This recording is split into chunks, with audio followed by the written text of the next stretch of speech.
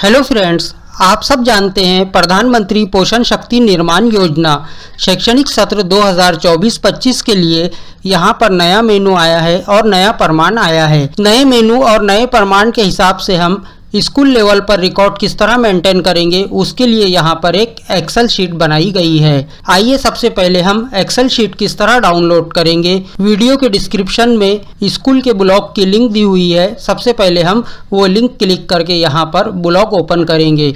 यहाँ पर my school blog open होगा। थोड़ा नीचे जाने के बाद यहाँ पर प्रधानमंत्री पोषण शक्ति निर्माण योजना 2024-25 एक्सेल शीट डाउनलोड का यहाँ पर ऑप्शन आएगा। सबसे पहले यहाँ पर हम एक्सेल शीट डाउनलोड कर लेते हैं। एक्सेल शीट डाउनलोड होते वक्त यहाँ पर हमें लोकेशन पूछेगा। हम इसे डेस्कटॉप पर सेव कर लेते हैं। 125 MDM फाइनल फाइल 1 इसे हम सेव कर लेते हैं। फाइल सेव होने के बाद अब यहाँ पर हम डेस्कटॉप पर आते हैं। देखिए यहाँ पर फाइल सेव हो गई है। फाइल ओपन करने से पहले यहाँ पर हमें एक काम करना है। ये फाइल में कुछ कोडिंग दी हुई है जो डाउनलोड करते वक्त मिस हो सकती है या ब्लॉक हो जाती है। तो सबसे पहले हम इस फाइल पे राइट क्लिक करने के बाद प्रॉपर्टी में जाएंगे और यहाँ पर सिक्योरिटी में अनब्लॉक कर देना है, अप्लाई ओके। अब इसके बाद यहाँ हम ये फाइल ओपन करेंगे। जैसे ही हम यहाँ पर फाइल ओपन करते हैं, ये फाइल में अनेबल कंटेंट का ऑप्शन आएगा। अनेबल कंटेंट कर देते हैं, या जिसका पीसी अपडेट है, सॉफ्टवेयर अपडेट है, उसमें ये ऑप्शन नहीं आएगा। मेन पेज 3 हिस्सों में यहाँ पे डिवाइड किया हुआ है। पहला स्कूल का नाम डालना है, केंद्र, पंचायत समिति, जिला और यूडाइस। ये हुई स्कूल की इंफॉर्मेशन। स्कूल इंफॉर्मेशन फिलअप करना है। स्कूल इंफॉर्मेशन फिलअप करने के बाद यहाँ पर हमें शालेय पोषण आहार के जो 2 ग्रुप है, पहली से 5वीं और 6वीं से 8वीं, यहाँ पर हमें सिलेक्ट करना है। यहाँ पर हम पहली से 5वीं, इयत्ता 6वीं से 8वीं ये सिलेक्ट करते हैं। यहाँ पर मैं इयत्ता पहली से 5वीं सिलेक्ट कर लेता हूँ। और एक बात यहाँ पर ध्यान रखनी है कि स्टैंडर्ड 1 to 5 के लिए अलग एक्सेल शीट यूज़ करना है और 6 to 8 के लिए अलग एक्सेल शीट यूज़ करना है। 1 to 5 और 6 to 8 दोनों एक ही एक्सेल शीट में यूज़ नहीं कर सकते।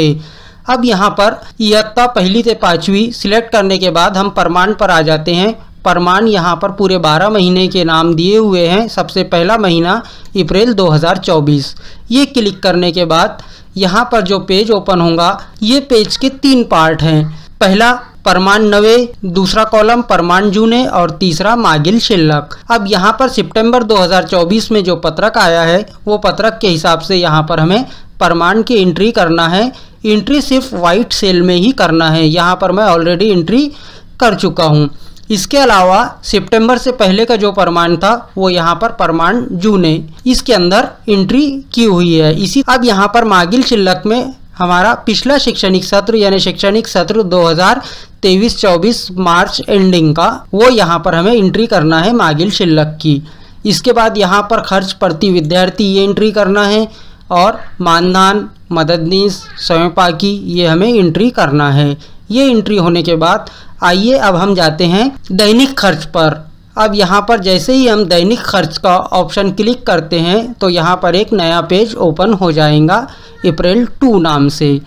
अब इस पेज में देखो पहले कुछ एंट्री की हुई है, मैं इसे यहाँ पर डिलीट कर देता हूँ। ये एंट्री यहाँ पर डिलीट हो गई है। सबसे पहले यहाँ पर हमें पट संख्या डालना है। इसके बाद अगर हमें माल यहाँ पर प्राप्त हुआ है, तो यहाँ पे सिर्फ डेट सिलेक्ट करना है। अब मैं यहाँ पर डेट सिलेक्ट कर लेता हूँ 19/4। धान्य प्राप्त दिनांक, तांदुल प्राप्त दिनांक, ये भी मैं सिलेक्ट कर लेता हूँ 19/4। इसके बाद यहाँ पर पावती क्रमांक डालना है। ये मैं अंदाज से यहाँ पर पावती क्रमांक डाल देता हूँ। अब यहाँ पर जो भी माल प्राप्त हुआ है, तांदुल 100 किलो, वटाना 50 किलो, मूंग दाल 20 किलो, इस तरह से ये प्रमाण पूरा हमको प्राप्त में डालना है। प्राप्त के यहाँ पर 2 कॉलम है, एक प्रशासन और एक खुले बाजार। इससे पहले का जो मेनू था, वो सब प्रशासन की तरफ से, फेडरेशन की तरफ से प्राप्त माल होता था।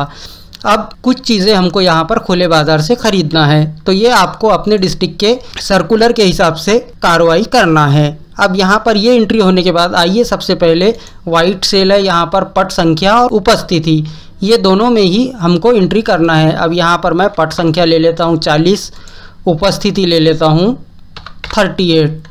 38। जैसे ही उपस्थिति में 38 लेता हूँ और यहाँ पर लाभार्थी पे क्लिक करता हूँ तो ऑटोमेटिक 38 लाभार्थी आ जाते हैं।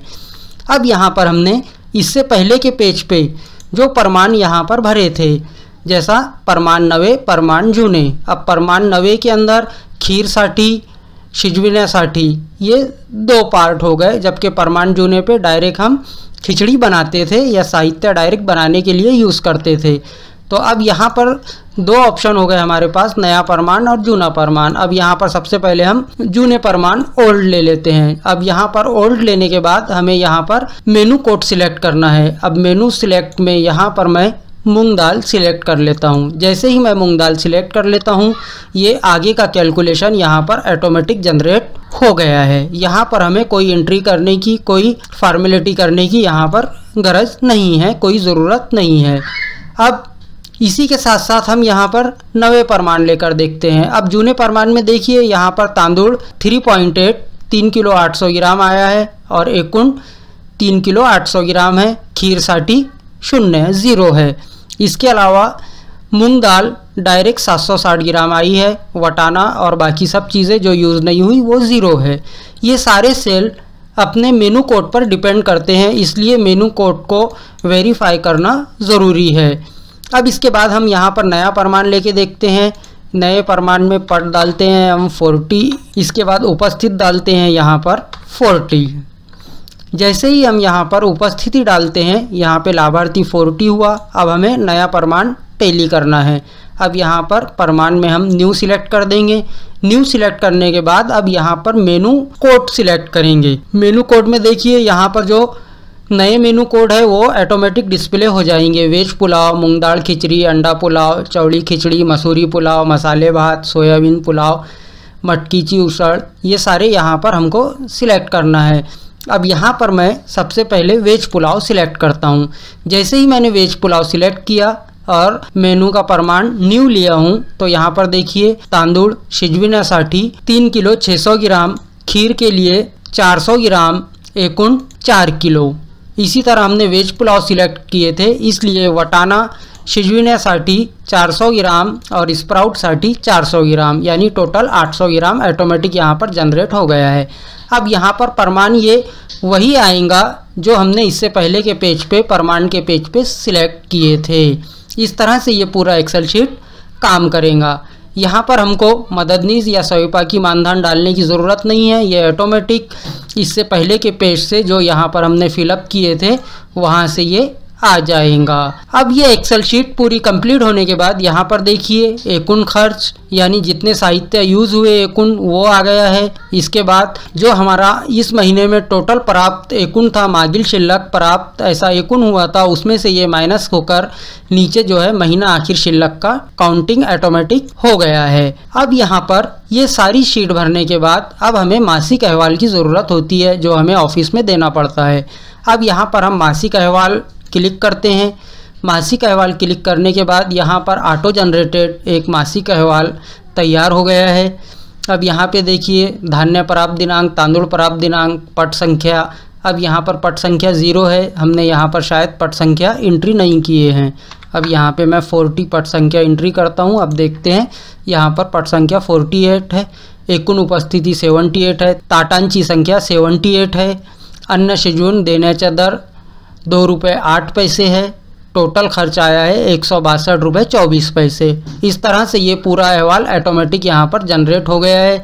इसके बाद यहाँ पे जो खर्च आया है उसका फर्गेशन भी यहाँ पर दिया हुआ है। पूरा आहार के लिए 32 रुपये 45 पैसे, ईंधन 64 रुपये 90 पैसे, भाजीपाला 64 रुपये 90 पैसे, एकूण खर्च 162 रुपये 20 पैसे।